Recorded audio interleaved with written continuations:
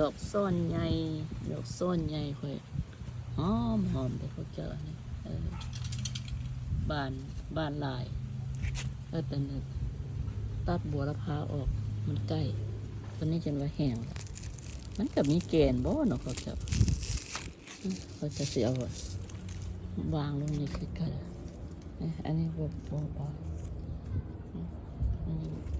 นี่ซ่อนใหญ่แต่มันซ่อนน้อยซ่อนน้อยอยู่พี่ซ่อนน้อยกับเบิ่งดนลง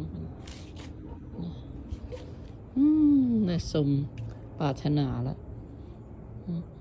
อยากปลูกอันนี้ต้นอันซ่อนนี่มาหลายปีแล้วหาก็สีได้มาปลูก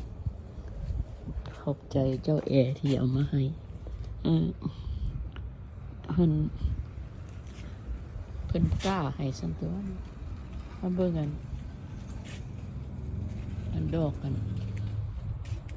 มักเดรเกนค่อยมันกำลังสิบานนี่พวกเจ้าแมลงนี่ออกแล้วนี่นะแมลงนี่ออกแล้วเนี่ยตัวยังเขียวอยู่ก็มีตัวสุกอยู่ก็มีตัวกำลังออกอยู่พุ่นก็มีอันนี้เป็นหน้าบ้านปีนี้ผู้ทางกิน